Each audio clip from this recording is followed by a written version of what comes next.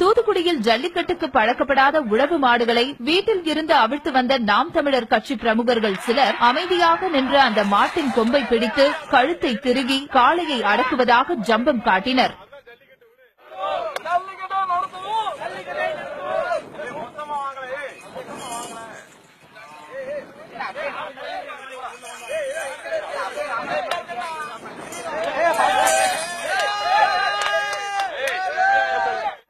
எந்த எதிர்ப்பும் காட்டாமல் தரையில் பொத்தென்று விழுந்த அந்த உழவு மாடு ஒரு கட்டத்தில் விட்டால் போதும் என்று அவர்களிடம் இருந்து தப்பி அருகில் இருந்த வேலியை தாண்டி குதித்து தப்பிச் சென்றது.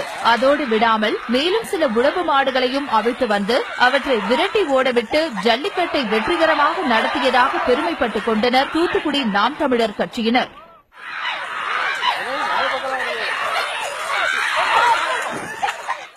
இதேபோல் திருவள்ளூர் மாவட்டம் சோழவரம் அருகே எருமைவெட்டிப்பாளையத்தில் தடையை மீறி ஜல்லிக்கட்டு போட்டியை நடத்துவதாக கூறிக்கொண்டு கோயில் மாடை ஒன்றை அழைத்து வந்து அதனை சுற்றி பலர் ஏறி விழுந்தனர்.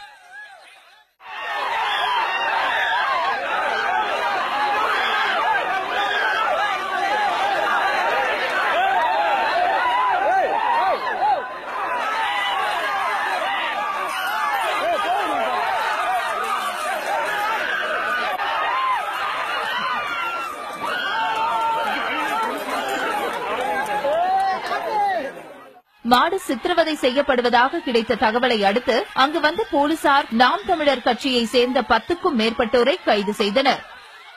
எங்கள் உரிமை எங்கள் உரிமை எங்கள் உரிமை எங்கள் உரிமை.